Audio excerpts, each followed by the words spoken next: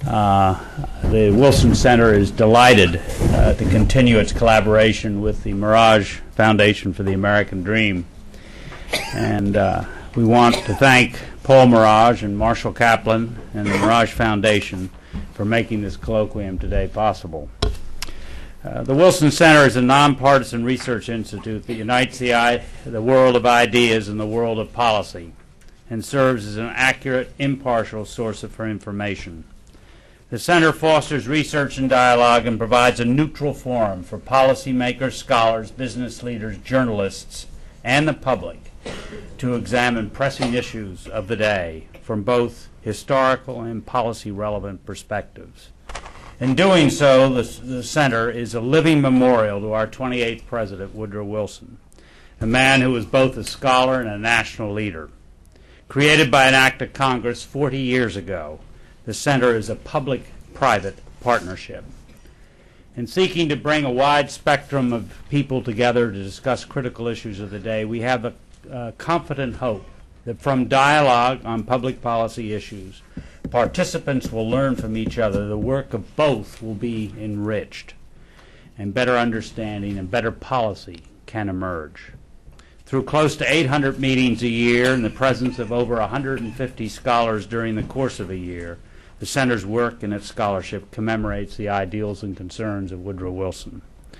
No one attending the Center's meetings would sympathize with all opinions expressed, but everyone will sympathize with some of them. Our aim is to inform the public dialogue with a broad hospitality to many different views. We believe in the magic of dialogue, and we believe that that is at the heart of representative democracy. The Mirage Foundation for the American Dream focuses on immigration issues and seeks to aid immigrants in achieving their goals in part by awarding college fellowships to roughly 20 young immigrants each year. Last year, our colloquium with the Mirage Foundation focused on the role of immigrants in American society and immigrant integration in the 21st century. This year, we are pleased to be co-hosting this colloquium on the economic effect of immigration on employment and income of low-skilled labor in the United States. Paul Mirage's leadership on this issue of immigration is extraordinary and is to be commended. Paul's own remarkable story of immigration started at the age of 16 when he left his native Iran. His success as an innovative entrepreneur in the United States encapsulates the spirit of the foundation he and his family founded and have nurtured. It is my pleasure to welcome Paul Mirage back to the Woodrow Wilson Center and to the podium.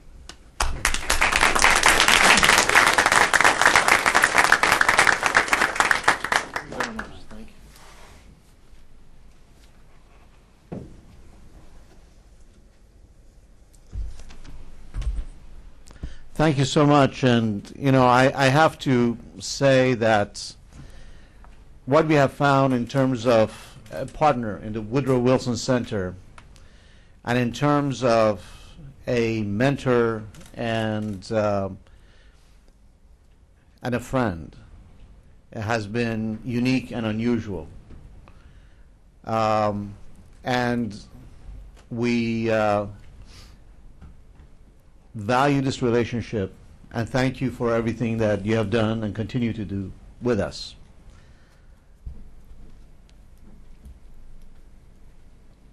The mission of the American Dream Foundation is very simple.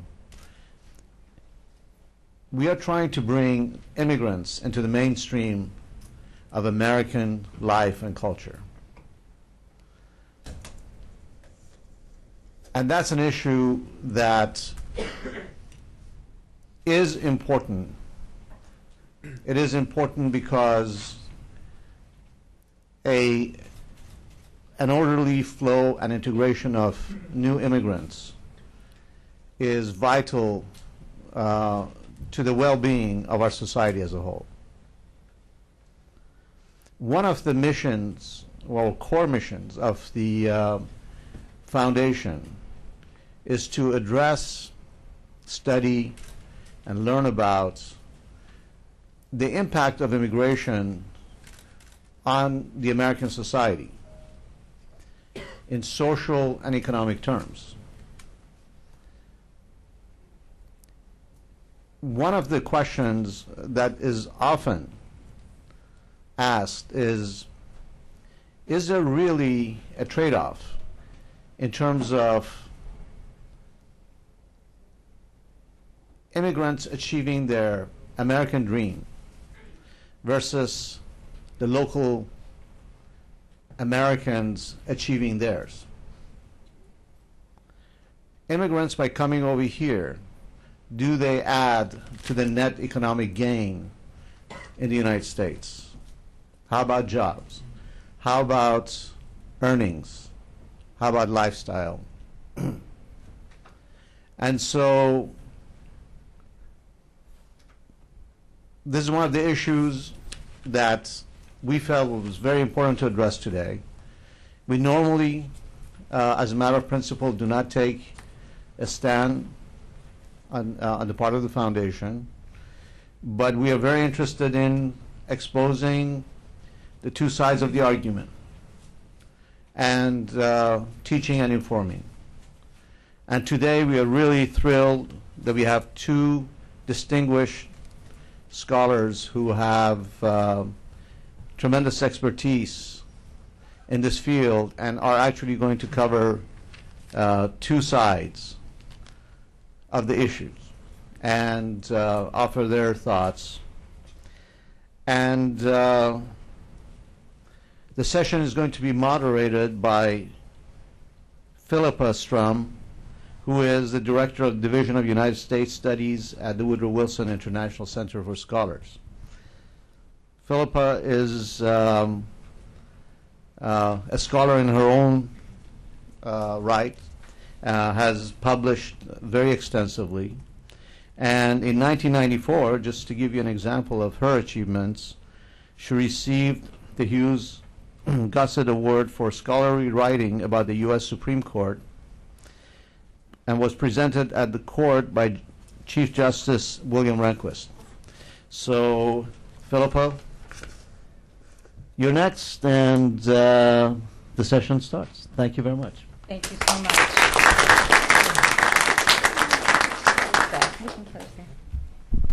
Thank you very much, and let me add my words of welcome to those of Mike Van Dusen, and to add, again, our expression of gratitude to the Mirage Foundation for being willing to partner with us. It has been an absolute joy to partner with you, and we look forward to a continued partnership and a lot of work together.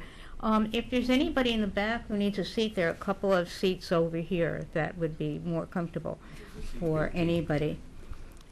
As Mr. Mirage has indicated, we are going to be looking today at the economic effect of immigration, one of the issues that is very much on the national agenda at the moment. And given the upcoming presidential campaign, or maybe I should say the ongoing endless presidential campaign, we will certainly be hearing much about this in the months to come. I want to acknowledge, first of all, the people who have worked most extensively along with the Mirage Foundation to make this program possible. The Wilson Center's Comparative Urban Studies program, in the person of Blair Rubel, its director, and his wonderful staff, Lauren Hertzer and Allison Garland. And I'd like also to acknowledge Marshall Kaplan, the executive director of the Mirage Foundation, with whom we have worked and with whom we have very much enjoyed working. Our two panelists today will each speak for somewhere between 15 and 20 minutes. We may then have a little back and forth between the two of them, and then we are going to throw the floor open to you for your questions and answers. You have in front of you short biographies of our two speakers. They are very short, much shorter than a full biography of each of them would warrant. And I am not going to take up your time introducing them, other than to say that Tamar Jacoby, who will speak first, is the president and CEO of a relatively new organization called ImmigrationWorks USA. She has written extensively about immigration, and her latest book is Reinventing the Melting Pot, the new immigrants and what it means to be American. She will be followed by Mark Krikorian, who is the executive director of the Center for Immigration Studies, and whose book I believe is about to appear, The New Case Against Immigration, Both Legal and Illegal.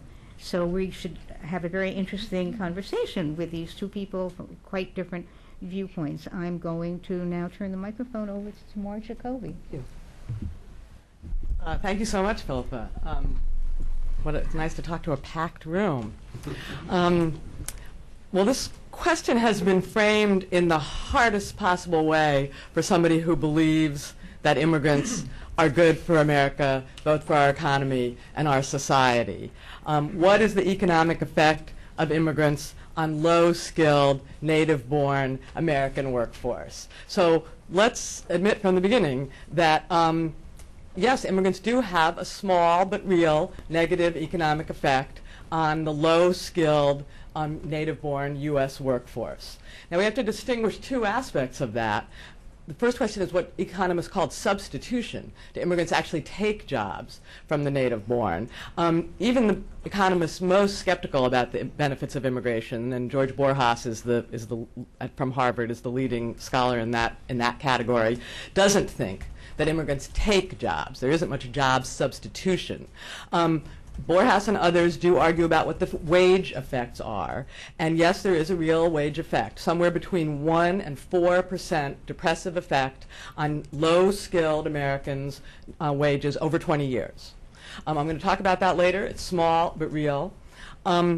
But I think that's like finding a few people with the sniffles in a large, healthy city, that it's only a small piece of the issue, a small piece of the problem. And what I would like, before I talk more extensively about those sniffles, if you will, and they're real. Those are real people. If it's a 4% wage decrease, that's a real decrease, even over 20 years. But before I talk about that relatively small piece of the problem, I'd like to step back and talk about immigrants, the larger economic, I think, huge economic benefit for the overall majority of Americans, including those low-skilled native-born workers. So, when people think about immigration, it's common to think, it's a common metaphor that we decided to experiment with the large immigrant flows we're seeing today. If any of you have studied this or you remember, from the 1920s through the 1960s or 70s, we only had a couple of 100,000 immigrants coming every year, very small number. Today about 1.5 million come. So, and people like to think that this new era of the 1.5 million is something that Senator Kennedy did in 1965. He turned on a spigot, or Senator Kennedy and some others. In fact, that's not really true. The large-scale immigration we're seeing today is the product of tectonic shifts in our demography, in our economy, in the way we run our economy, and in countries nearby. Our baby boomers, our workforce is getting older. American families are having fewer and fewer children. We're approaching negative fertility, flat fertility. Most important, our workforce is getting more and more educated.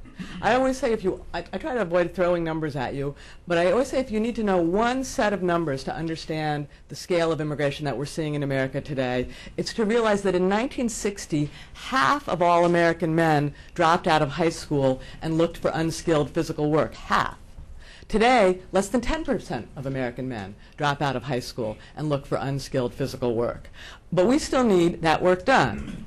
Now, Mark and I debate a lot, and we have a long-running argument about whether we actually need these workers. Mark likes to say to me, Tamar's solution for American prosperity is to import a generation of high school dropouts. And, I'll cop to that. It's not an absolute need. There are nations in the world and regions of America that don't have very many immigrants coming to them. But they also have very low growth. It's very hard to grow a business without new workers, and it's very hard to, the economy, and I'm going to talk more about this in a minute, the economy is interconnected. So if you don't have one essential economic input is missing, that creates shortages and difficulties and bottlenecks all through the networked economy. So if we don't have, yes, it sounds like, well, why would we need busboys? Why would we need agricultural workers? That's the lowest of the low. Can't we figure out a way to do something about that? Well, it turns out if you don't have the busboy, that's less work for the chef and less work for the banker. I'll talk more about that intertwined economy in a minute. But the point is that immigrants are a relatively small percent of our workforce. If you take legal and illegal immigrants together, it's about 14% of the civilian labor force, but they're the fuel that has made our growth possible in the last several decades. In the last decade and a half, half of all the new jobs were made possible because there were immigrants here to fill them. They weren't stealing jobs from Americans. We were at full employment, but we were able to create the new jobs that we were able to create, job growth, which is what, the Rosetta Stone of economic health, because there were immigrants here to fill those jobs. Half of the jobs nationwide in the last decade, 2/3 of the jobs in several regions in the South and in the Midwest, 2/3 of all the job growth in the past 3 years. So small percentage of the labor force, the engine of economic growth. And just think about a few sectors as examples. Think about Silicon Valley. Yes, we could have a fourth of the entrepreneurs in Silicon Valley and a third of the science workers in Silicon Valley. Now, obviously, we're not talking about low skilled, we're talking about high school. Silicon Valley wouldn't have happened without the immigrants. Now, those weren't jobs that we had to fill, but Silicon Valley wouldn't have happened without that workforce. Similarly with the construction boom in America in the last decade or so, was fueled by the availability of immigrant labor, and similarly with the growth of the restaurant sector, which is now the largest private sector employer. Sure, it was the circumstances of women going into the workforce that meant we needed the restaurant industry to become our largest civil sector employer, but immigrants were here to make it possible. Now, why are immigrants so beneficial to economic growth? Well, for one thing, they're very mobile.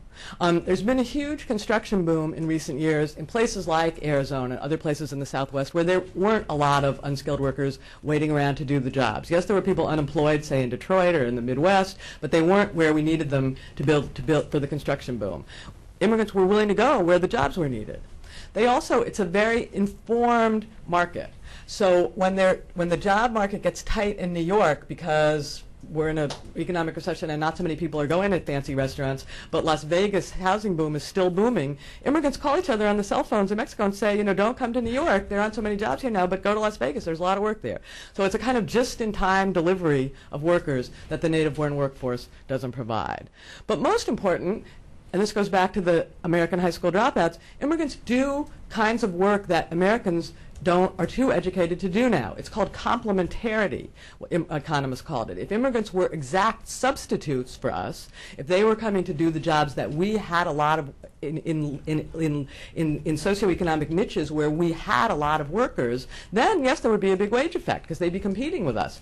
But they're coming at the top end and the bottom end where we don't have enough workers. So they complement us, so they make more work for everyone. It's like the model is the Indians and an Indian chief. If you don't have the Indians, it's less work, as it were, for the Indian chief. And the effect of this is this chain effect that I was talking about, up and down the economic food chain, if you will. Every agricultural worker, economists have shown, creates 3 jobs somewhere else in the local economy. Similarly, and my favorite example is a restaurant, because I learned this. You hear it in every sector once you work in this field, but I first heard it from a restaurant owner in San Antonio, runs the 3 most profitable restaurants in San Antonio, had the land, had the capital to build his 4th restaurant, but couldn't because he couldn't find enough low-skilled, unskilled kitchen work. Well, what that meant was no jobs for the people who were going to, less work for the architect and the builders who were going to build that restaurant. Remember, he had the capital, he had the land, but he didn't have those workers, so he didn't open it. Less jobs for the people who were going to build the restaurant. Less jobs for the people who were going to finance. Less work, less profit for the people who were going to finance the restaurant. Less work for the people who were going to grow the food. No job for a chef and waiters and maitre d' and whatever. Up and down the food chain, a small number of unskilled immigrant workers make possible more work and productivity for people up and down the food chain. And the growth benefits everyone. We're not just talking about that restaurant entrepreneur who was going to make money. Obviously, all those other people with all that work up and down the chain, we're going to have more work, more productivity. labor force growth in itself, economists are increasingly finding, makes for more productivity for people up and down the chain because of the specialization and innovation that it makes possible. This growth more than dwarfs the fiscal effects of immigration. And this is a little bit hard to, we're talking about apples and oranges here, so let me step back and do the concept. Fiscal calculations are when you ask, are the taxes that immigrants pay greater or less than the services they use? And that turns out to be nationwide something like a wash. It's hard to measure, and most of the measures are done on a state-by-state basis, but it's dwarfed by the growth that the immigrants made possible. And the best studies that have looked at this now are state-based studies. And there's been a study in South Carolina, and a study in Arizona, and a study in Texas. They're all similar effects. I'm just going to use one set of numbers. In North Carolina, over the past decade, immigrant fiscal effect was about $61 million in the negative. Now, that's real money. If you look at the services they use compared to the taxes they paid, cost the state $61 million. Divided up by the number of people in North Carolina, I should have done that, I haven't. It's real money for every citizen. The growth made possible in North Carolina over that same decade, 11 billion with a B. So we're talking about 61 million in costs, but 11 billion in growth that ends up benefiting not just tax coffers, but the vitality ends up benefiting, I would argue, everyone in the state. So, and similarly, I would argue for these unskilled American native-born workers that we're talking about today, that growth, that productivity, that dynamism ends up benefiting them too. So let's just talk briefly about them for a minute. So even Borjas and every other economist agrees, no substitution. That's not the problem. Immigrants aren't coming and stealing jobs from Americans who are doing them. What Borjas did, and this was the kind of key study in the field, was in 2003, Borjas created a model where he looked at what's the wage effect. And he found out, and so that's not a real finding, right? He didn't go out and measure a real wage effect. He created a model, and he says, what do I think the wage effect is? That's the first important thing to say. And what he assumed in his model was that capital was constant. So whether you had immigrant workers there, go back to my San Antonio restaurateur, whether you had the possibility of a productive enterprise, whether you had workers that could allow you to grow the business, that didn't factor into his model. He's just assuming capital and investment is constant. He said that immigrants over 20 years would have had, he thinks, a 9% depressive effects on wages of American-born, similarly, American high school dropouts, low-skilled workers. If you assume the capital changes, it's not 9%, it's half that. It's somewhere between 4 and 5. So already Borjas himself, in the same paper, much less dire prediction than is often quoted. Other economists who studied it and find that the effect is somewhere more like 1 to 2%. So, we can argue, is it 1% or 4% over 20 years negative impact on American workers? Now, that's real. I mean, again, it's real. If you're the black high school dropout who's having that effect on your wages, that's real. But in the context of productivity, growth, wage growth, economic growth for the rest of the 90% of America, I would argue that it's let's look at the costs and benefits. Benefits for 90%, costs for small but real costs for 10%. And I would argue that the vitality, the productivity, the economic growth, the tax revenue, the effect on prices, even for those high school dropouts, ends up being a benefit. Okay, you're having a 3% negative effect on your wages over 20 years, but what about the fact that a lot of the things that you need and use and buy are much cheaper as a result of what the immigrants do for the economy as a whole? So last word about the future. In the future, we're only going to see more opportunities for immigrant-driven economic growth that benefits all Americans. 75 million baby boomers are going to retire over the next decade. 75 million. Population growth alone, never mind America getting any richer, any changes in the economic mean, 2 million housing units are going to be needed a year. So, in this recession, we probably won't build that many, but then we'll come out of the recession, we'll have the pent-up demand, 2 million new housing units a year just to accommodate our growing population. Restaurants, again, the largest private sector employer, predicts 15% growth over the next decade, but the workforce is only growing 10%.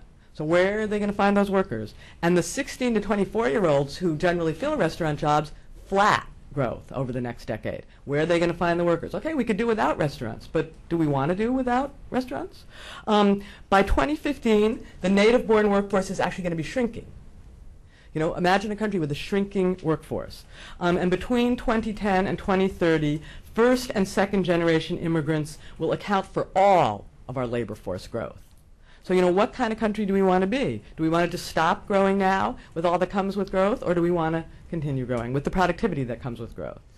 So, last paragraph, beyond economics to policy, you know, my view is that the juxtaposition of our changing demography, our changing economy, the happy circumstance that there are countries nearby that happen to be producing the kind of workers that we're not producing but need, is creating a kind of dynamism that's a huge boon to us. Sure, it has some costs, and one of the costs is the effect on the low-skilled, out of the workforce, high school dropout, native-born workforce. We ought to think more about how to manage that cost. Let's not ignore the cost. Let's think about how to maximize the benefits and minimize the cost. We ought to be doing a better job of that. And I think the first step would be to recognize that these people are coming and have them come legally. But, you know, for me, the metaphor, it's really globalization and immigration, which is kind of the human face of globalization. To me, it's like the Industrial Revolution of our day. And, you know, if you were alive in England in the middle of the Industrial Revolution, you would have said, it's a big factory in my neighborhood, it's really ugly, it's a blight on the landscape, it's spewing smoke, and the children have to work all night.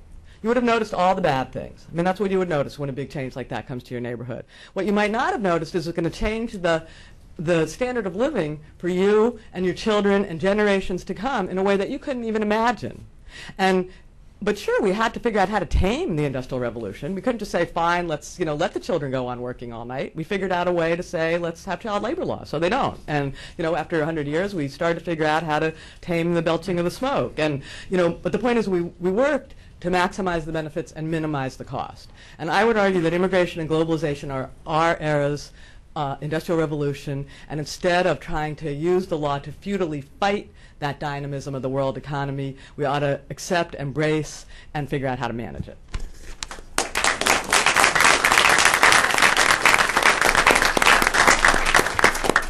Thank you some more. Mark, and you can stay there if you like, or whichever.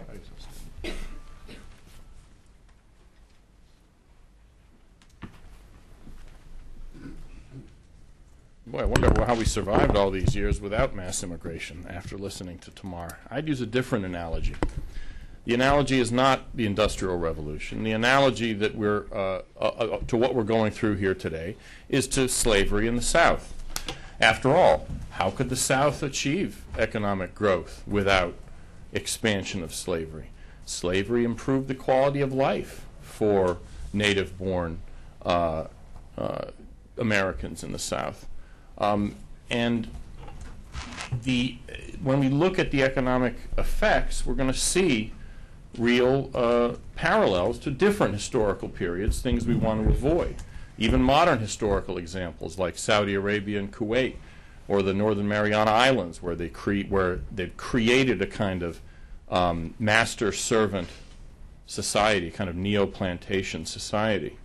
So I want to make 5 quick points about the economic effects, and then I want to have some back and forth because I think I want to leave some time for that. First point I think is essential. When the boosters of high immigration talk about immigration creating growth, driving growth, we hear this a lot from business spokesmen. They're right. Immigration does in fact make the economy bigger. But the question is whether the goal of policy should be to make the economy bigger or to improve the economic prospects of Americans here. Those are very different things. The economy can grow quite significantly and conceivably per capita income decline. There is no reason that a larger economy necessarily benefits the native-born, creates some kind of net economic benefit for those already here. Immigration, though, does create some net economic benefit. The Council of Economic Advisors last year, as part of the President's lobbying push, updated a report from about 10 years ago done by the National Research Council to look at what the net economic benefit of immigration was. They came up with a whopping 0.22% of GDP. They didn't put it that way because it was a lobbying tool leaked to the Wall Street Journal and the New York Times. They said $30 billion benefit from immigration, but it's 0.2% of the economy, offset by a much larger fiscal cost than Tamar suggests. Tamar picks the state-based reports looking at the fiscal costs of immigration because those reports only count some government services and contrast them to the overall size and the growth of that of the economy in that state, rather than look specifically tax payments versus services consumed by immigrants and immigrant families. And when the National Research Council looked at that, again, 10 years ago, their conclusion was that the services used completely swamped, totally negated, and then some, any net economic benefit that comes from immigration. So, sure, immigration makes the economy bigger, and it increases the size of the pie, but immigrants eat almost all of the pie, the increased size of the pie that's there. Now, if your goal is to improve the lot of the relatively small proportion of the world's poor who move here, then that's a good policy. If your goal is to improve the lot of Americans, it's a questionable policy. And the reason is this. This is my second point. The economic benefit that comes from immigration requires a loss to American workers. In other words, by definition, the net benefit enjoyed by Americans overall comes from lowering the wages of the lowest 10% of American workers and spreading that benefit thinly across the rest of the economy so that your lawn mowing services and pool cleaning and other servile labor that you hire is cheaper. The amount, it's extraordinarily small because low-skilled workers produce very little economic product, and so whatever their wages are increased or decreased doesn't have that much effect on inflation or the economic consequences of everybody else. Essentially, the way it was put, I think, is my research director put this, and I'll quote something that he published, but I think puts it well. Ultimately, it's an ethical question concerning immigration policy. Is it right to make the poorest 10% of the population 5% poorer so the rest of society can be made 0.2% richer?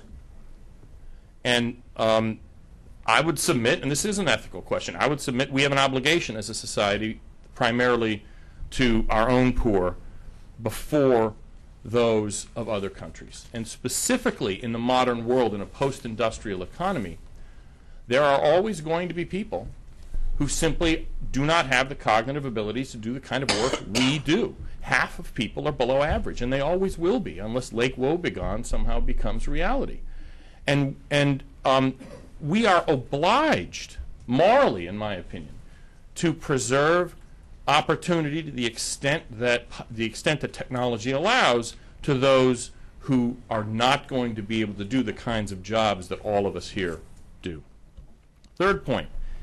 In fact, there is significant displacement of American workers. I didn't believe this either.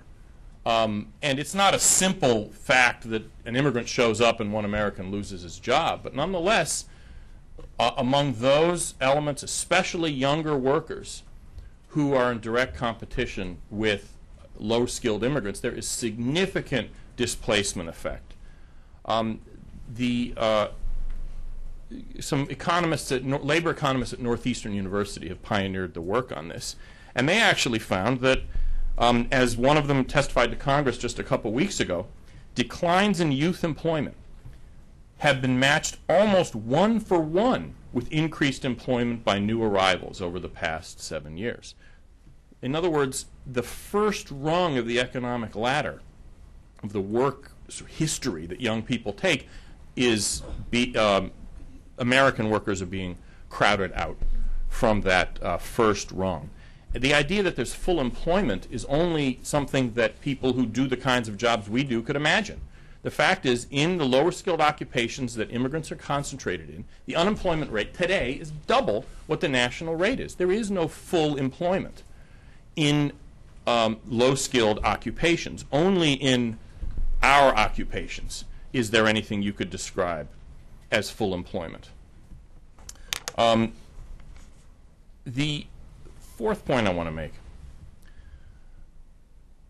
both of these concerns, the wage concerns and the crowding out from the labor market altogether, these are people, mind you, not unemployed, but no longer in the labor market.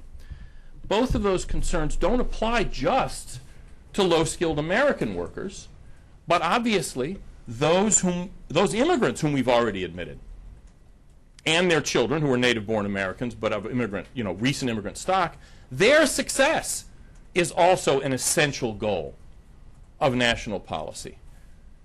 And who is it whose jobs and wages and opportunities more broadly suffer first from tomorrow's immigrants? Yesterday's immigrants.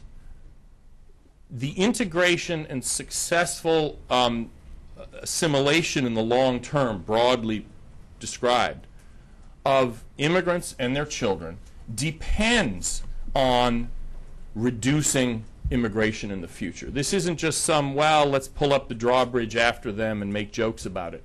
It is imperative on us, if we are not going to have a new underclass created, which unfortunately is something we are seeing now in immigrant communities, it is imperative we tighten the labor market dramatically for immigrants and especially for their children, to offer them opportunities for upward mobility. The fifth point I wanted to make is sort of a different economic effect. It's not really related to the effects on low-skilled workers. It's the effects that low-skilled labor has on the broader economy. And that is that it has a kind of Luddite effect, an anti-innovative effect on the economy, because the whole history of economic development, not economic growth specifically, but economic development, over the centuries has meant one thing: increased productivity of labor, more output from fewer people. And by loosening the labor market, what mass immigration does is directly reduce the incentives for the development and the application of new technologies, of improved productivity in those specific sectors that immigrants are working in. In other words, it reduces the incentive to substitute capital for labor. We've seen this in agriculture quite starkly because it's the most immigrant-dependent sector of the economy. Fresh fruits and vegetables, the harvest of fresh fruits and vegetables is very narrow but very dependent on immigrants.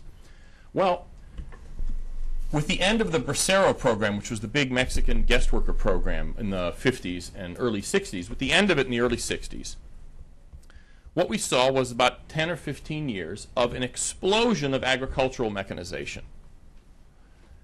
And when did that mechanization slow down? When illegal immigration got to a large enough level and was accommodated so thoroughly by the law that the incentive for farmers to substitute capital for labor evaporated. And we've seen some counterexamples that kind of prove the case here. One good one that I like to point to is sugar in South Florida. Now, we probably shouldn't even have a sugar industry in Florida. It's only because of tariff protections, but we have it. Take it for as granted, and then how do we harvest that sugar? Well, until about 20 years ago, sugar was harvested like it was the Middle Ages. Sweaty, shirtless men with machetes hacking away at plants. Eleanor Roosevelt in the 30s went and saw the sugar plantations in Florida and decried them. In fact, some companies were prosecuted for slavery under the anti-slavery laws. Well, Americans weren't going to do that anymore. That really was a job Americans wouldn't do. So they imported Jamaican guest workers. They were legal workers from Jamaica, and they just kept hacking away like it was the Middle Ages at these plants. But they were guest workers, and they had various contract requirements under the law, minimum number of days of pay, transportation, housing, etc. The farmers obviously were giving these guys the shaft and telling them, shut the heck up or we're sending you back. Well, the legal services people down there, whom I ordinarily don't have a lot of sympathy for, but they inadvertently served their country in this instance. And what they did is they started suing the farmers. And they said, listen, this is what the law says, this is what the contract says, and you're not doing it. And they kept suing them and suing them and suing them. What they did was raise the real price of this labor. What did the farmers do? They threw their hands up and said, this isn't worth it. They invested in perfecting sugar harvesters, and now 100% of sugar in Florida is harvested by machine. One guy driving a combine instead of 100 foreigners hacking away at plants on a seasonal basis. The contrast here, there was a good quote that looked at Germany versus Japan. What Germany did was import a lot of guest workers from Yugoslavia and Turkey during its economic recovery from the war, and Japan didn't. And the sort of the quip from analysts of this is that Japan was getting robots. Germany got Turks. And that is the very clear sort of fork in the road for us. Are we going to continue the centuries-long process of increasing the productivity of labor, or are we going to move toward a kind of master-servant neo-plantation economy? The bigger picture here, I just wanted to plug my book. The bigger picture here is that mass immigration is incompatible with modern society. Not just in economics, not just in government services, but in security, with regard to assimilation.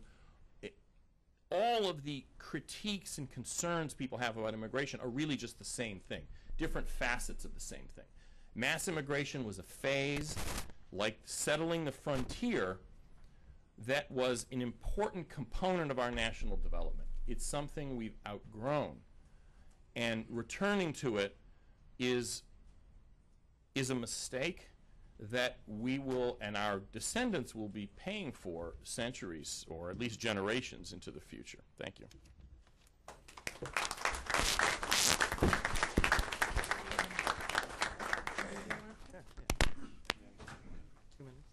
We're going to give each of our speakers about 3 minutes.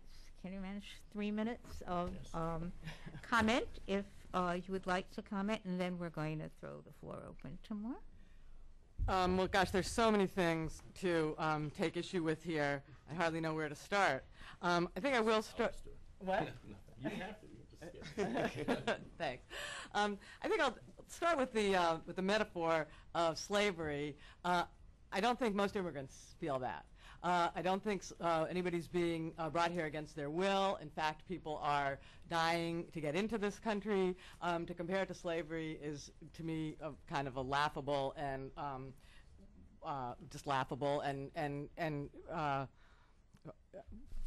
I don't even know where to go with it. It seems to me so at odds with reality and eager to make a point. But the biggest place that I guess Mark and I disagree is about the scale of the growth and the productivity growth, and that's the key technical word that immigrants make possible. It's very hard to study that chain effect that I was talking about, where you, and economists are trying, and they're getting better at it, but they're not there yet, where you think about that restaurant where the busboy allows the guy to open a new restaurant and what the possible added work up and down the food chain is. That's very hard to measure. It's more than just a few pennies on the price of lettuce. It's more than a lawnmower or a manicurist for those of us. This is really about we would not have had the economic growth of the past decade and a half without these workers, and that's to compare to manicurists and lawn mowing trivializes it. But it's also a matter of productivity growth. I would argue that America has a long way to go before we're growing too much, or we're growing too fast, or we're too big an economy. I think we benefit from being a dynamic and bigger economy.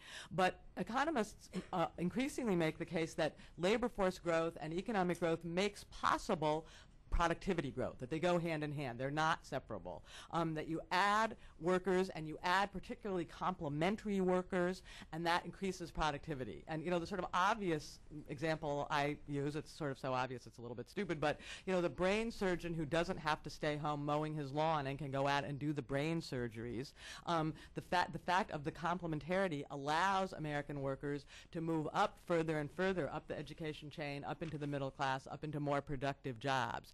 If I had to, or any of us had to, instead of the jobs we're doing, if wages were suddenly much higher for agricultural work and we did that instead, that would not be better for the economy. It's better if we can do the jobs the most productive jobs that we're prepared for, and that we create an economy where there are incentives to go for the most productive jobs that we're prepared for, rather than taking jobs that are below our educational and skill level.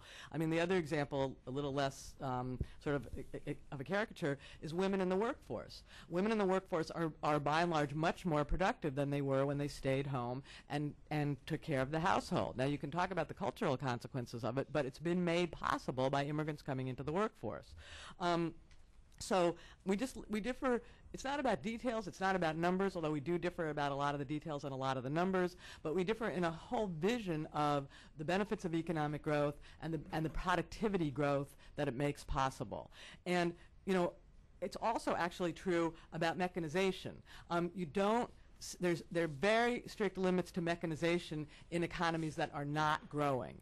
People aren't very interested in investing in economies that are not growing.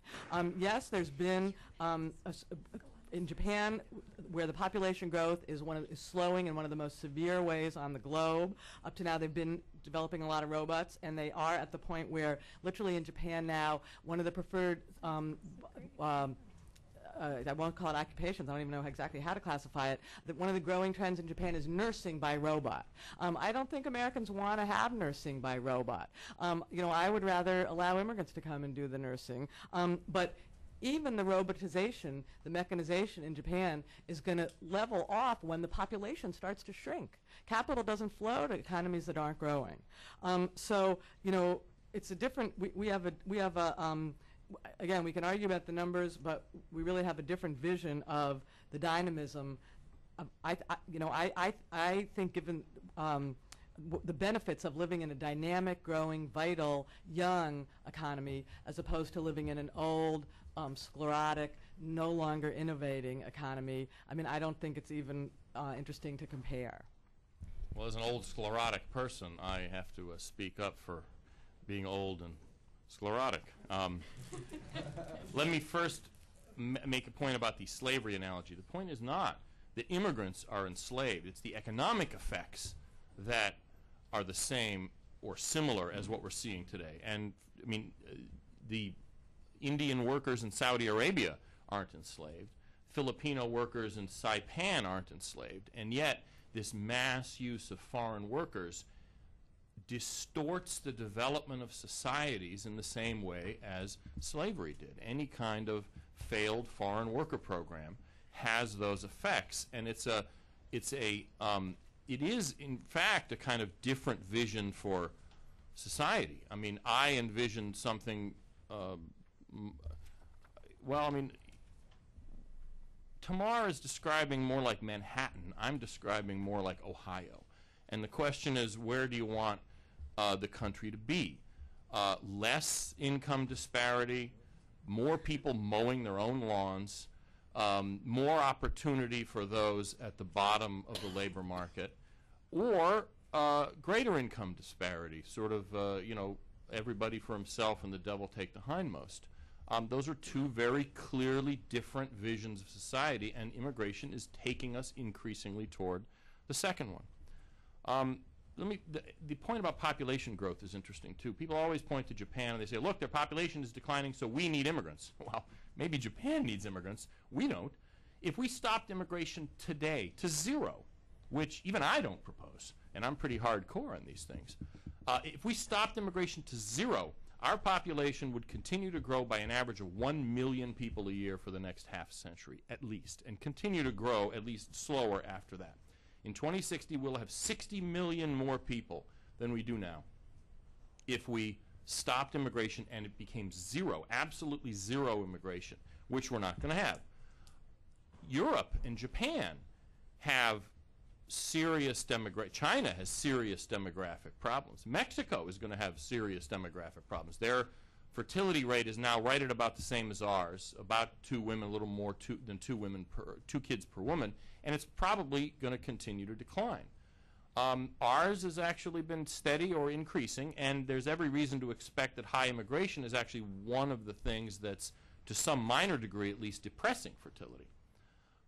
So the issue of population growth is simply a it's a red herring. The bigger point here about population aging is that there's really nothing much that immigration can do to stop that process. All societies everywhere in the world, with the exception, I think, of Yemen and Afghanistan, are seeing their fertilities drop and their average ages go up. It's simply part of this stage of human development. There's no way of getting around it. And even if you look if you think about poaching the labor of other countries as some kind of strategy, economic development strategy, it's not viable in the long term, because eventually, everybody else's fertility is going down. I guess you could say, well, let's take young people out of Mexico until they run out of people, and then we'll get them from Indonesia, and then we'll get them from somewhere else. What do you do eventually? It's simply not a sustainable long-run economic model. That is not. Our human society is evolving into a sort of post-industrial, low fertility, low mortality direction. And we are actually ideally suited to make that transition. Japan and Italy and South Korea and even China are basically screwed, in my opinion. But we're not. And the idea that we should adopt an unsustainable policy in response to this is it just doesn't work for me. It's silly. All right, thank you both. The floor is now open for questions and comments. Will you, before you ask your question, wait for the microphone, and then once you get the microphone, will you please be good enough to identify yourself?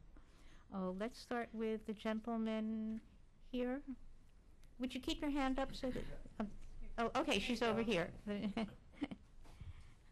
Hi there, my name is Armand Johangri. I'm a graduate from the University of Houston, entering medical school, and my question is for you, Mr. Krikorian.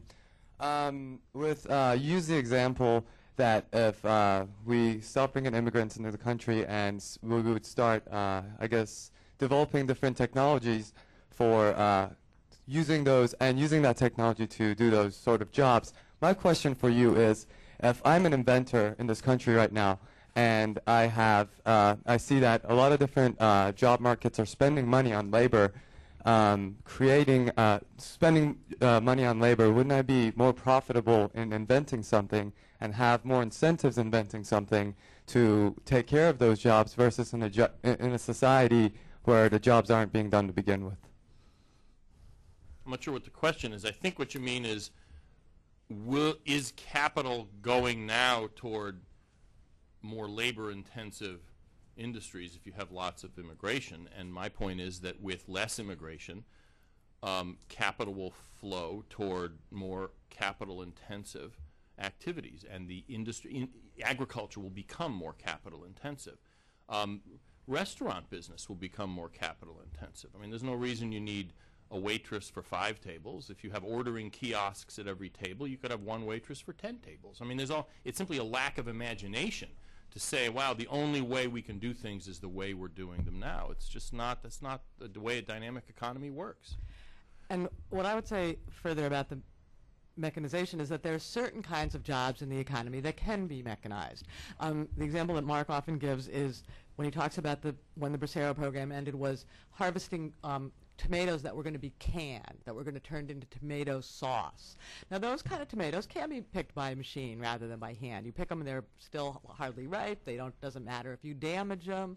They're immediately going to go into be crushed anyway. Well, people that tomatoes that we actually eat in a salad, you can't mechanize the picking of tomatoes that we eat in a salad. That you need actually people to pick. And that's why in fruits and vegetables still, it's still a heavily immigrant human labor force. There's certain things that can be mechanized, certain things that cannot be. Again, nursing. You know, in Japan, they're figuring out how to make the nurses robots. I think in America, most of us would rather have like a human nurse.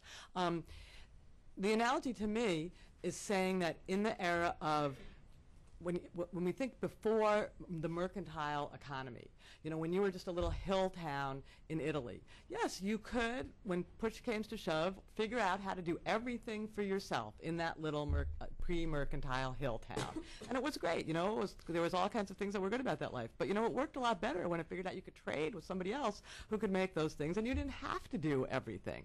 So, you know, yes, if we had if we get to the day that Mark's talking about where the growth has slowed everywhere in the universe, and there really are no more immigrant workers, we can figure out how to slow the growth and automate most things and make do with the sacrifices. But why should we? Immigrants are not imposing a cost on society that I believe is in any way troublesome. Why shouldn't we be reaping the benefits? As I think Italian hill towns decided, why shouldn't we be reaping the benefits of trade? Let me respond to that briefly. First of all, my argument has nothing to do with trade, because many things, in fact, can be traded. Most things can be traded, but not everything can be traded. And so, number one, this is not, immigration and trade are two separate things, because people are not objects, and people change society in the way that importing a Walkman doesn't. But Tamar's other point about some things can be mechanized and some things can't reminds me of the quote. It's an apocryphal quote, but it's a great one anyway, from the head of the patent office at the end of the 1800s, who said everything that could be invented had been invented. And the fact is, there is no area of human activity where there are not enormous opportunities for labor saving. It's true. Fruit and vegetables that are going to be processed, juice for oranges, sauce for tomatoes, are in fact easier to mechanize, because it doesn't matter if the stuff's bruised, you have machines that shake the stuff off, that kind of thing. But all that means is that it gets mechanized first. Let me just give a quick example. There's a company in San Diego that's developing a robotic orange harvester for California oranges, and those are all fresh as opposed to Florida where they all go into juice. Okay. Well, they've developed, and initially people were thinking about this, and they said, well, let's have some, robot with arms and a face to pick them, and they said, no, that's not the way to think about it. And what they do is they've developed, and this is going to be commercially available soon, they scan the tree and then develop an algorithm for the way to pick the maximum number of oranges off of it. The problem is that because orange growers have access to such a superabundance of cheap, docile labor, that they're not interested in ponying up money to develop the product and to implement it. It's a direct example of a technological advance being slowed by superabundance of stoop labor. But don't you think eventually... I'm going to ask you to hold off for a moment. You can come back on this later, but there are other people with their hands up. So we're going to move on. Kasi, if you can get down here, there's a lady here on the... okay, that's great. Thank you, sir. Thanks. Hi, my name is Bhavna Devani. I'm with the Migration Policy Institute. I found Mark's comments to be slightly frustrating in that... in part I agree with you, but I don't agree with your statement that immigration is the problem. The problem in the difference maybe in Ohio and Manhattan is that you have your own lawn, but there are also racial dynamics. In sourcing all of your immigration for low-level labor from one country or two countries and treating all of those people the same, that's how you get a society that's fragmented. That's how you get a society that's not able to handle assimilation, that's not able to handle integration. When you, for example, some of the comments Tamar said, which I also agree with Tamar a lot of the time, but when you say, women can finally go out to the workforce and immigrant labor can take over in the home, those immigrant laborers are also women. They're also working. I mean, that kind of division, the idea that you can just, in your head, say, well, this is immigrant labor, and this is, Filipino women, and that's it, creates problems. There's no need for robots to be part of the conversation, I don't think. I think the question is, if we're going to source or outsource or resource our labor and say that people in America aren't interested in filling these jobs or are too educated somehow to fill these jobs, then who are we going to get and how much are we going to pay them and how are we going to treat them? Because that's what both of these conversations are revolving around without actually specifying it.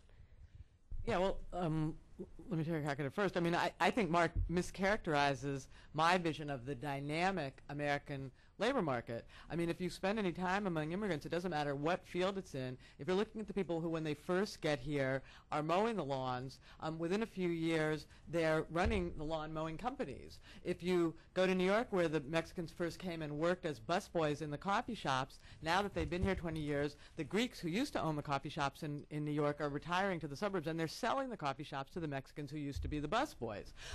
Mark's model of where he casts me as I'm, inviting a new feudalism.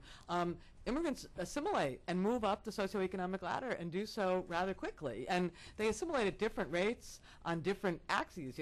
Some become citizens sooner than others, and some move up economically sooner than others. But I'm not imagining a society where we have a churning, where we have a German-style churning underclass of people who never move up. The American way is people who come and they start at the bottom of the ladder and they move up the ladder. And that's the model I'm assuming, the same kind of dynamism, people joining our social fabric as have in the past. And it's not at all feudal, and it doesn't necessarily lead to huge wage gaps greater than in the past. I mean, there are lots of reasons for the growing income inequality in the United States today. Immigration is not a major one of them. I'm glad that's the model Tamar is assuming. It reminds me of the Economist joke about assuming a can opener. The fact is that every successive cohort of immigrants over the past several decades has been doing worse compared to natives. That's not true. Even though they've been advancing. No, they've been advancing. There's been significant economic advance. The problem is that immigrants today are starting further behind the rest of Americans, and so they advance and don't catch up. That's not true. Borjas has done work. Borjas may have done work, but it depends on where those immigrants come and where they. Oh, well, that's a different. That's a different. Like if you're purposely sourcing all of your doctors and engineers in 1970 to India and East Asia, then you're going to create a racialized segment that have middle-class professionalized degrees, and those kids will have middle-class professionalized lives. That's not even any different from the white majority. Sure, that's no different than the native population at all, which we're all assuming is white to begin with. But that's a relatively small share of the immigrant pie. That's not what we're talking about. I think your issue. Let me just address your issue about ethnic concentration creating kind of a two-tier society. There's something to that. The problem, and the fact is, our immigration today is the least diverse immigration flow in American history, because a majority of new immigrants come from a single socioeconomic, a single ethno-linguistic group. Spanish-speaking Latin Americans dominate immigration the way no ethnic group has ever dominated the immigration flow before. No, I mean Spanish-speaking Latin Americans. I'm not including Haitians and what have you. And obviously there's diversity. But we count Germans as a group, and Germans, there are Volga Germans, and there were Swiss Germans. There are all kinds of Germans. We count East Ashkenazi Jews as a group, even though there's variation. The fact is that we have the least diverse immigration flow, and it's creating exactly what you're talking about, a kind of caste, an ethnically reinforced caste society, and it's dangerous. It's not remotely true. I mean, look at second or third generation Hispanics to American society. They're not all still living in the barrio and I didn't say they were all speaking living, Spanish. but They're intermarrying at a 50% and higher rate by the third generation. They don't speak Spanish. The children can't even speak to their grandmothers by the third generation, and they're moving up the socioeconomic ladder. Statements that imagine that today's immigrants are like the immigrants of a century ago, or that, let me put it this way, that the context they're immigrating into is the same. And it's not. The immigrants are, in fact, very much the same. The results are different because they're coming into a different context. The loss of the native language is significantly less than the loss of native language among earlier immigrants. Yes, it is. The retention of Spanish. I don't mean the not inability to speak English. I'm talking about the retention of Spanish. Is that bad? Is that bad? If they're learning English and they're becoming loyal American citizens, is it bad that they still speak Spanish? Yes, it is bad. And I say this as someone who no, excuse me. You don't speak Yiddish. I speak Armenian. I grew up speaking Armenian. I didn't speak English until I went to kindergarten, and yet as a broad sociological phenomenon, it is unhealthy for large immigration flows to maintain their native language 3 and 4 generations into the future. It's just bad news. 75% of third-generation Hispanics can't speak Spanish. It means 25% can, and that's probably 2 orders of magnitude greater than any other immigrant group in the United States. That's a problem. Well, I don't stay up late at night worrying about it. I do. Okay, let's not stay up at night. Let's not continue this particular thread. Let's move on. The lady here at Kasi, thank you. Thank you so much. My name is Negin Yumini, and I actually have a main question and a sub-question for Mr. Krikorian. You are basically on stage today. My main question, actually both questions verge on the theoretical side. My main question is, when we talk about the obligation that we have towards our Americans, at what point does this obligation extend to the immigrants of tomorrow? And a sub-question to that is, when we speak about the conflict that exists between yesterday's immigrants and tomorrow's immigrants, how do you exactly distinguish between these two categories? For instance, do yesterday's immigrant include those immigrant children who were brought to this country illegally many, many years ago and who are adults and who still don't have legal status in this country? Thank you. I'm not sure what your first question really was. In other words, I'm not trying to be cute here. I'm just not sure what you're talking about. The way I think about this is that we have an obligation as human beings to all of humanity, but the obligation we have to our own citizens must be first. That's what peoplehood means. It cannot mean anything else. Now, how we rank that, or that's a subjective kind of a political question. I'm making the principled point that we have an obligation to our own poor, to those of our own people who are, for whatever reason, at the margins or not in the mainstream of the economy. This isn't even just racial minorities. It's any number of people, ex-cons, recovering addicts, single moms looking for flexible work, the physically and mentally handicapped, anybody whom employers would, in fact, tend to have second thoughts about hiring or be reluctant to hire. Those are the people whom we're harming by loosening the labor market. And I actually don't, I would make the point even more emphatically. I think we do have to make our immigration policy based on United States interests. I don't think immigration policy, as important as human rights are in the world, and as much as a developed and concerned country with a robust role abroad, we ought to care about people in other countries. I think that our immigration policy ought to be based on our interests, not on the rights of people who want to come. I don't think people have an untrammeled right to come to the United States. But I think we want to look at the interests of the U.S. as a whole, and I think,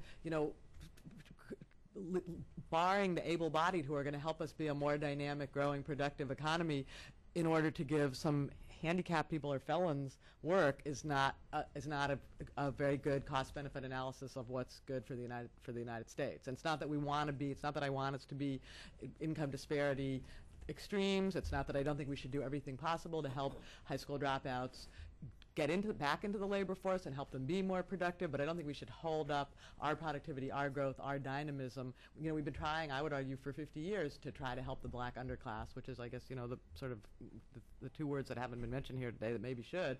We've been trying for 50 years to help the black underclass shrink, and the ones that are still left in it come into the labor force and be more productive. And we're not doing a very good job at that.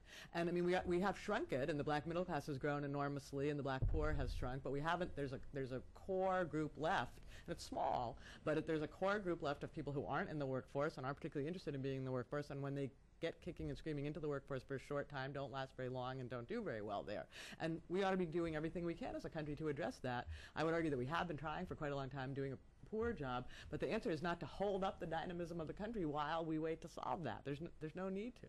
In other words, we need to, if the underclass, which is obviously disproportionately black, but not entirely by any means, it's increasingly Hispanic and it's increasingly white, if those folks don't make good workers, we need to replace them with foreigners. I mean, that's the No, real... they're not working at all. Because the fact is that there is zero social pressure, political or economic pressure, to do anything about fixing American education, to do anything imaginative and make hard choices and spend, if money is what it takes or anything else, if employers can find other sources of living. I've heard specifically from employers, probably people who are very sympathetic to your point of view, who say, listen, blacks are lazy, I want Mexicans. It is an explicit subtext of the high immigration lobbying. Now, obviously, I've got kooks on my side. Everybody has kooks on everybody's side. But mainstream business lobbying is based on the premise, the unspoken premise, that American workers, by which they mean black and Hispanic American workers, are not good workers, and we want somebody else to come in and replace them. Well, first of all, I would say there's huge pressure in America to try to improve the education system and to try to do something about the black underclass. And I don't think it's that employers are saying, most employers are saying they're lazy. They're saying we can't get the workers to do the jobs that we need done.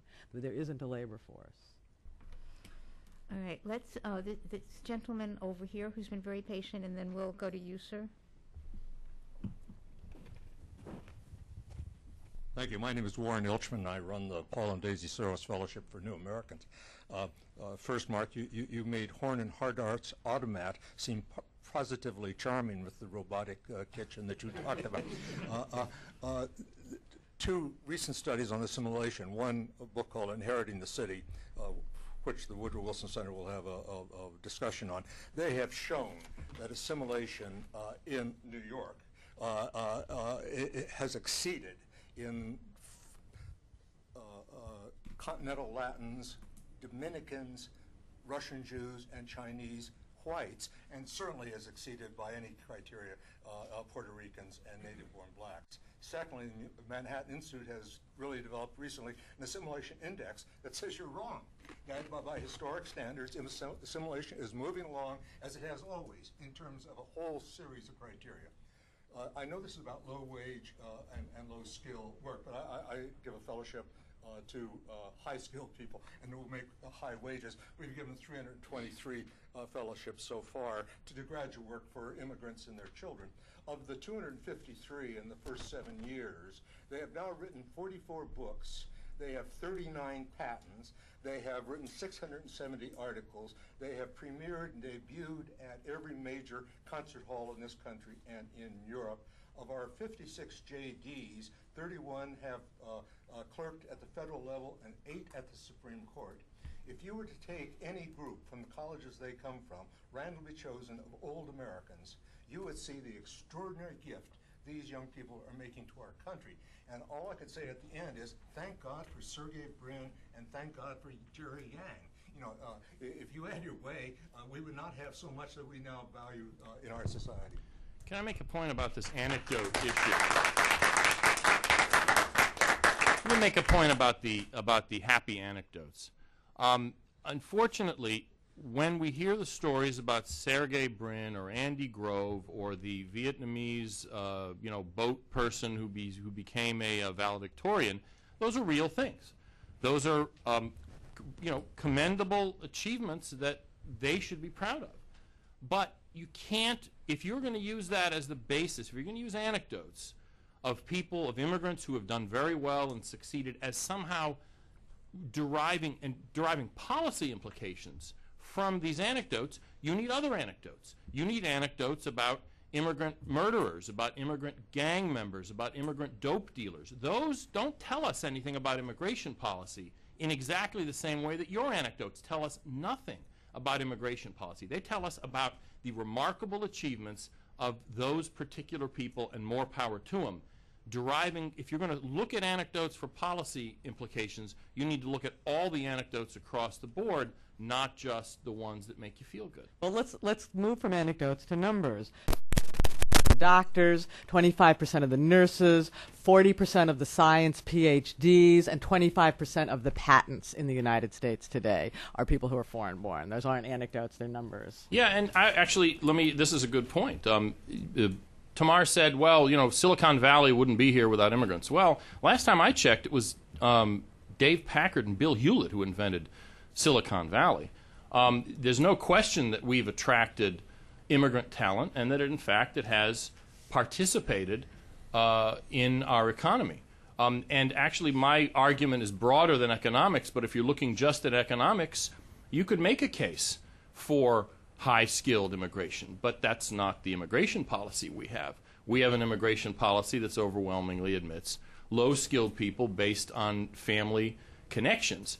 If you wanted, and again, I'm going to emphasize my critique of immigration is more than economics, but if you were looking just at economics, you would take, only PhDs and only, or better yet, just give an IQ test and take anybody with 135 IQ or something. That's not the immigration policy we have, and it's never the immigration policy we're going to have. And I dispute that even if you were only looking at the economic benefit, that you would only take the high skilled. My case is that you can't go in the country. Given high skilled examples, and I'm saying that you want to talk about doctors and what have you, then limit immigration to that. Let's let this gentleman get in. Thanks. David, identify yourself. David Skeel. I'm a law professor at the University of Pennsylvania. I've been struck that neither of you has mentioned the minimum wage to this point, and I'm curious as to how that interacts with the economic effect. If we eliminated the minimum wage, if we raised it, if we lowered it a little bit, what kinds of effects would that have? Yeah, most even undocumented workers earn considerably more than the minimum wage. It's hard to know. It's very hard to study. We don't even know who they are, let alone. But the estimates are that the average wage of undocumented workers in the United States now is about $9 an hour. I think if you eliminated the minimum wage, it would actually help poor blacks enter the labor force in significant numbers. I believe in that argument. I believe that the problem with the minimum wage is if you can't make yourself as productive as the minimum wage pays for, then there's no one to pay you and you're not in the labor force. So it would allow a way into the labor force for this group. It's one of the ways that I would try to minimize the cost for the American high school dropouts, would be eliminating the minimum wage. It's not the issue for the immigrants. Immigrants are doing more productive work than the minimum wage, and most of them are getting paid more. I'm kind of agnostic on the policy question of minimum wage. The question to me is, what is the real minimum wage, in effect, sort of the effective minimum wage rather than the one mandated by the state. And immigration does, in fact, lower that. In other words, I'm okay with, I'd actually, as a second best option as far as economics goes, to limiting immigration, I would actually be in favor of dramatic increases in the minimum wage so as to price out of the market low-skilled labor. In other words, it would have the same effect as limiting the importation of low-skilled labor.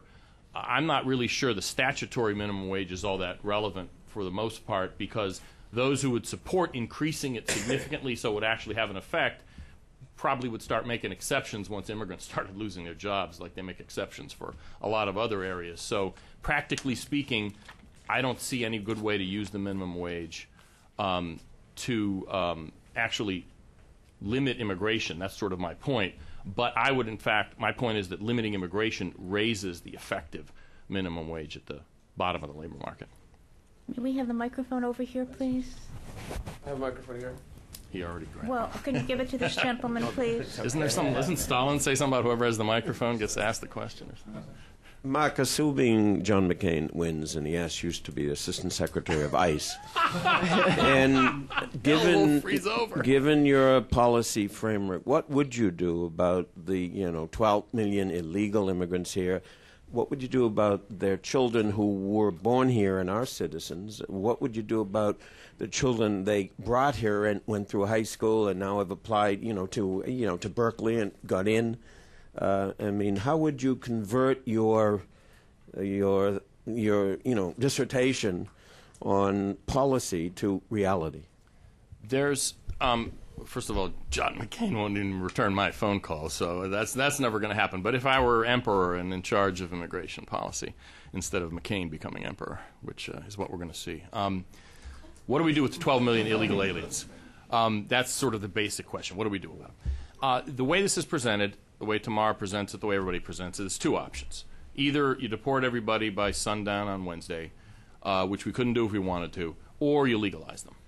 And the fact is, those aren't the two options. The middle way is actually what we're starting to see inklings of today. This administration, despite itself over the past few months, has started to pursue what I call a policy of attrition through enforcement. We've never enforced the immigration laws. We've sort of enforced the borders in a half-assed way. We've never enforced immigration laws inside the country, and we're actually starting to. And what we're seeing is that illegals are responding, and they're leaving. Fewer new ones are coming, more who are here leave. The point is not to magically make the illegal population go away, because there's no way to do that. The point is, instead of allowing it to grow each year, engineer a decrease each year. Some of that is deportations, but most of it isn't. Most of it is cutting off access to jobs and to other ways of living a normal life in a modern society. And especially those more recently arrived are going to get the message, and they are now getting the message that the party's over and it's time to go home. Will that make everybody leave? No, it won't. We've actually modeled that in 5 years you could probably reduce the illegal population by half. Maybe that's over-optimistic. Maybe it's pessimistic. I don't know. Let's give it a try and see. I'm willing actually to talk about, after a period of 6, 7, 8 years, a couple of presidential terms, to reassess the issue of legalization for the people that are left. I don't know if I'll be for it then or not.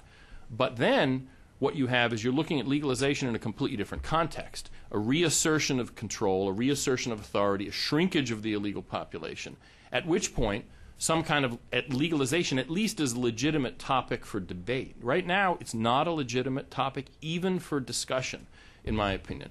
And the issue of American-born children of illegal immigrants is clearly a difficult one, but let's look at how it was created, what happened. One, the illegal immigrants chose to come here and break the law. They knew what they were doing. They're moral actors. They're not cardboard figures. They knew what they were doing, and they did it anyway, and people, children as well as adults, bear the consequences of the bad decisions of their parents. Secondly, the only reason those kids are American citizens is because we have automatic birthright citizenship.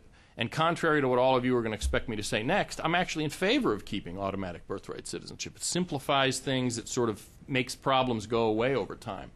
But if you want to juice up the political pressure to end automatic birthright citizenship, using American-born kids as an argument for amnesty for their parents is the best way to do it.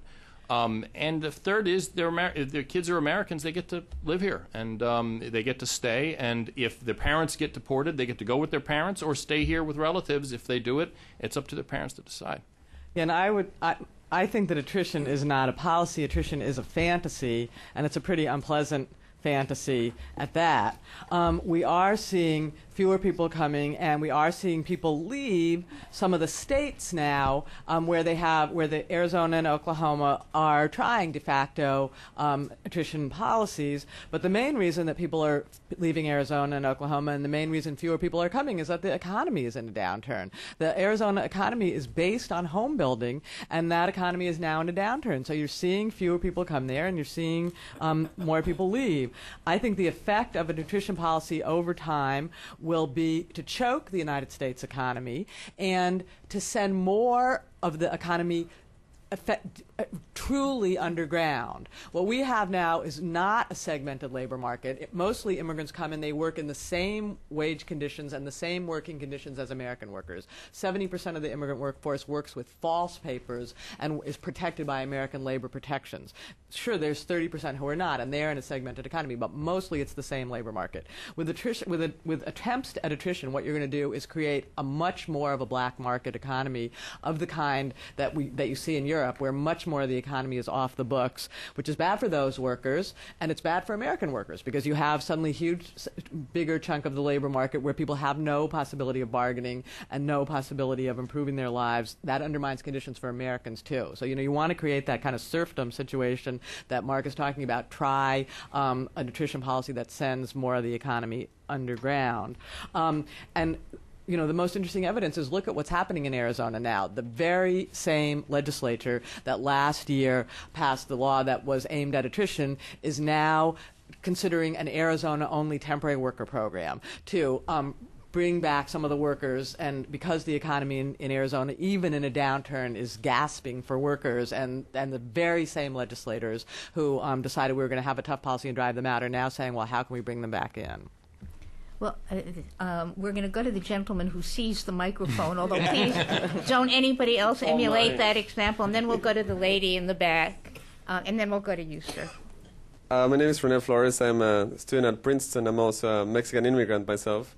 And by the way, I'm very happy to speak Spanish. I don't think it's particularly unhealthy to do so. So I have a commentary for Mr. Krikorian. You mentioned that immigrants are very similar to the immigrants that we were receiving about 100 years ago. I mean, if you think about Italians or Irish rural populations, not a lot of formal education. But you mentioned that somehow the social context has changed. And I wonder if you could expand on that. I know that one of the things that comes to my mind is definitely the issue of documentation. Lack of documentation is definitely an obstacle for immigrants to assimilate and to have the same types of economic experiences that previous immigrants have had. Regardless of this issue of documentation, they've been quite successful in doing so. But I wonder if you could expand on this Sure. changing social context. Happy to. I'll give you the little thumbnail version of my book. Here's the postcard. Let me specifically talk about the documentation issue because I think it's one more facet of how modern society is different. The reason we have an illegal immigration issue is because we have immigration laws. We didn't have a developed system of regulation of immigration during previous waves of immigration. There was no federal immigration law at all until the late 1800s. And even then it was very rudimentary, no prostitutes and anarchists, that kind of thing, and they checked your eyelid for pink eye, and that was sort of about it. But the fact is, there was no system of regulation of any aspect of society. There were no health or safety rules. There were no food safety rules. There were no minimum wage, occupational safety and health. All of that stuff is something that developed out of the late 19th, early 20th centuries, and the regulation of immigration is one more aspect of the growth of an administrative state, which has, as a conservative, something that we need to be, aware of and concerned about the dangers of it. But it's part of modern society. It's not going away. And so, my point is that in all the other areas that immigration has effects, the context is likewise different. We're now in a post-industrial economy, whereas 100 years ago, the primary sector of the economy still was the largest share. In other words, agriculture, mining, what have you, was still the largest share of our workforce, as it had been for the previous 10,000 years of human history. Now it's not. A century ago, immigrants came from towns with horse manure in the streets, and they came to Boston and they found horse manure in the streets. The buildings were a little different, but the gap, the gap in sort of the social gap, the lifestyle gap, wasn't as enormous as it is today.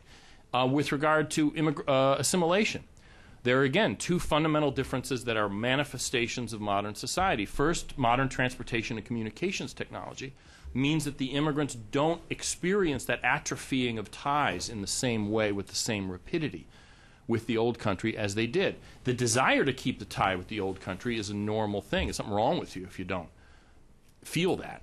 There's a New Yorker magazine cartoon, which is an old guy who's an immigrant, obviously, in New York Harbor, talking to his grandchildren. He's saying, Grandpa came from a miserably poor, wretched country where everybody was always happy. People always, however lousy their circumstances, are going to want to maintain ties with the old country. It was it was very difficult to do in the past, and that facilitated the necessary process of sort of redirecting your affections and emotions to the new country. That's a much more difficult, slower process today because of modernity. I could give you the rest of the book thumbnail, but my point is that immigrants are not all that different. We are. And it makes, and not just us, but all modern societies, and immigration is something that is uniquely unsuited to maintain the goals and the characteristics of a modern society. Yeah, and I would argue that's a nice theoretical argument, and it's true that there are what we might call risk factors for assimilation in society today. Yes, it's easier to maintain your ties to home. Yes, a bigger percentage of immigrants comes from one linguistic group. Yes, American society is a little less confident in asserting what it means to be an American and asking people to become Americans. And yes, America is much society as a whole is much less effective in helping provide the tools. Once upon a time, we did have settlement houses, we did have churches, we did have unions, we did have political parties, we did have business, we did have an Americanization movement that we don't have now. And I think we should be doing a lot more of that. I think, rather than Lou Dobbs scolding immigrants on TV, why aren't you learning English? We should be providing English classes. What Lou Dobbs doesn't mention on TV is that in every immigrant city, the lines for adult English classes range between, I think it's 4 months and 2 years of a waiting list. Lou Dobbs doesn't talk about that, and I think we as a society have a responsibility to both be asking immigrants to take those steps and to be providing the tools. But despite these risk factors and the fact of the large undocumented workforce is, of course, a huge impediment to assimilation. I mean, people who can't even, move are afraid to even stay in a place because they fear that the authorities are after them, and then are afraid to put down roots and are not sure what their future is. Of course, a huge impediment. But despite these risk factors, we're not seeing retarded assimilation. We're seeing vigorous, driven assimilation and a dynamic second generation. I mean, how you could even say to this room that the second generation isn't something that we as a country are blessed with. I mean, I don't even know how you can utter the sentence. All right, the lady in the back. Hi. You mentioned earlier the phrase "the party's over." This is for me, right? Yeah. You said that the party's over, and I'm from the National Association of Hispanic Real Estate Professionals. The party's over there as well. And I want to say that blaming I feel like the immigrants get unfair accusations on both sides. It's, they're taking the jobs, but they can also be replaced by machines. They're lazy, but, they take the jobs, or they're you accuse them on both ends. I never said immigrants were lazy. Well, in fact, they have higher workforce participation. Okay, the point is, it doesn't matter how many jobs they work; they cannot support themselves in a modern economy I think without help from the government. Okay, well, the fact is that the banks, we work with a lot of banks, and the housing market is declining, but it's going up for Hispanics. And the banks provide information in Spanish and cater to immigrants, not out of the goodness of their hearts, but because of their economic gain. And now that there's these immigration laws are being enforced, as you say, that is actually causing entire neighborhoods to go broke, entire stores and entire streets to go out of business. That is not good for the United States. That is something that the immigrants provide. And also, you were mentioning before that the immigrants don't speak English, and then at the same time that they still speak their native language. So do they learn English, and that's a bad thing if they don't speak Spanish? I'm a third-generation immigrant, and I speak English, y hablo español, los dos perfectly well. So I think that you have to consider the facts, not just, all immigrants cross the border. That's also a misconception. A lot of them come here legally. Misconception. I didn't. You're answering. You're asking questions of somebody else, not okay, me. Here's my question. Let me just be clear. My question is, where is the middle ground here? Because it's not a matter of illegal immigrants crossing the border illegally, having babies, and those babies staying here. A lot of them come here legally. They're people, so then they buy a house, they have credit, they have a life, and they have kids, and the visa runs out. And then the banks are left holding the bag for the credit, for the cars, for the homes that are unpaid, for the illegal immigrants being sent back. There's got to be a middle ground option. It can't just be, this side or the other side. There's a lot of economic impact there. I'm going to ask you to hold off for a moment. We're going to take the question from the gentleman at the table who I recognized, and the question from the gentleman behind him, and those will be our last questions. And then we'll deal with all of those at once, right? Hey, can I ask right now? Yes, please. Okay. My name is Edgar Aranda. I am a community organizer, and I work with day laborers. So I know exactly what is going on with the society in Northern Virginia. So I am so worried about the generation of frustration that is creating the ICE, the enforcement, dividing families. And I see that your book is going to create also an argument for the anti-immigrants, and it's going to keep dividing the communities. So I will join the question of what is the option, because the option that you are putting is not the best option for us, that we are working every day with them. So I really would like to see the human side. which you are talking more the machine side, which is not the best. No? So that will be my question. Thank you. And the gentleman right behind you?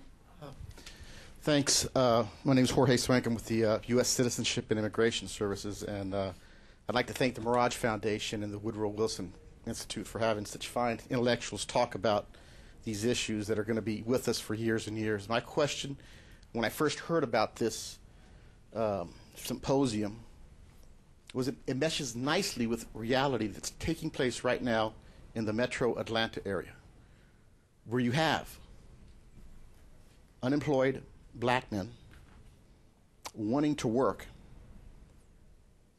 butting up against the reality of mainly Mexican, South American, Central American workers, very hard workers. We all recognize that at these day labor sites. If you could comment on that dynamic, I think would be really enlightened by it. So these are last remarks, so to speak? Yes, please. Yeah. Yeah, good question to end on. I'm forgetting the town where they make carpets in Atlanta, in Georgia, in a town that's about 80 miles from Atlanta. Dalton. Thank you. And I think it's about 10 years ago when, before the market, as it were, the grapevine, the immigrant grapevine, got word that there was a dynamic situation there, those plants were considering moving to another country. There were lots of, yes, underemployed, out of the labor market black men about 80 miles away who either didn't know about the jobs or were not willing to go the 80 miles and live in a rural town and work in those carpet factories. Well, the immigrant grapevine networks got wind of them.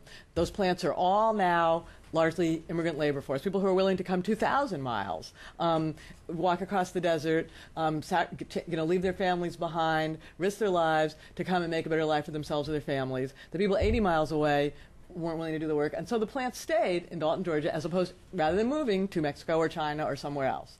Now, we could talk about should those plants have moved to Mexico or China? You know, that's a possibility. We could outsource the carpet making. We could outsource a lot of other industries.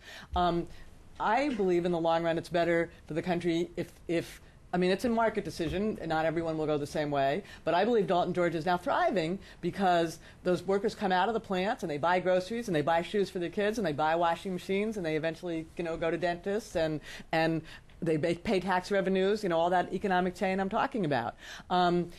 If the plants had gone to Mexico, that wouldn't be happening in the United States. Yes, the black unemployed dropouts in Atlanta who are not taking those jobs and didn't want to go the 80 miles and didn't want to live in a rural town and didn't want to do that kind of work and didn't want to work for chump change and all the reasons that they're not doing it, that's a big problem. And I think we do, as a country, need to think a lot harder about addressing it. But I think Atlanta is actually a case that kind of, again, makes the case. This isn't a cost. Immigration is, nothing in the world is cost-free. I would argue that by and large it's a huge boon to the American economy, but more as much as to the economy, to the vitality, to the spirit, to the youth, to the productivity. Yes, there are costs, and we as a society ought to own up to the costs and think a lot harder about what to do about them. And Atlanta, the Atlanta black underclass would be a really good place to start. But it's not a reason to close the door and cut off our nose to spite our face. Your question actually dovetails well with this human side of immigration question. The fact is that immigration, well, let me start here. When people talk about reviving neighborhoods, this is a theme of immigration that relates to your question, that, these are decrepit neighborhoods that immigrants came in and revived, and now they're dynamic and things are going on. I call that the neutron bomb theory of immigration. Get rid of the people, get rid of the Americans who lived there, and bring in foreigners to make these neighborhoods more appealing, especially to upper middle class people who want to live there. The fact is that there are huge numbers of especially lower skilled Americans, disproportionately black, disproportionately native-born Hispanic, but of all ethnic groups, who, because they are unwilling to work for lower wages, or who, because of whatever problems they might have, whether it's cognitive limits, whether it's criminal records, whatever it is, who are simply less appealing to employers than immigrant workers who don't create the same hassle for them. And the question is a tight labor market good social policy? Does it, without government intervention, create the circumstances where that some portion of those relatively marginalized workers, at least marginalized in the view of employers, are made more employable, are drawn into the labor market? If they're young, they get their first work experience rather than not doing that, and that shapes then their views, their attitudes for the rest of their lives. I'd have to say a tight labor market is the most effective social policy. And what high levels of immigration represents is casting aside those of our own countrymen who we don't want to bother with. It's a sort of, it's like I said, it's a neutron bomb approach to social progress. Get rid of the, I mean, to put it in its most crude terms, get rid of the blacks and bring in Mexicans and Chinese. It's what drives all business-related lobbying on this issue. It's what actually politically drives much of the, even a large part of the public's attitude on this issue, and it's morally wrong. Tamar, may I have that blue sheet back? Thanks very much, Mark. The reason I asked for the blue sheet back is you've got one in front of you, and I actually just wanted to use it to refresh my own memory. Somebody was nice enough to mention Inheriting the City, and the book Inheriting the City, The Children of Immigrants Come of Age.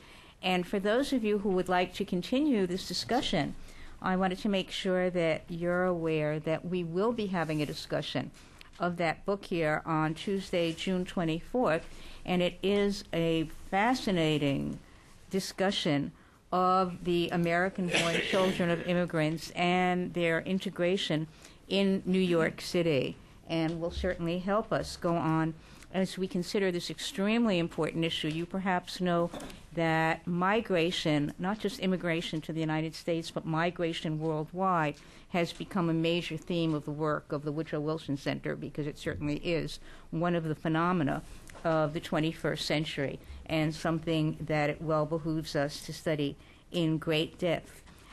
Thank you so much, all of you, for coming. I want to thank Paul Mirage and the Mirage Foundation once again for making this possible. And will you please join me in thanking our panelists?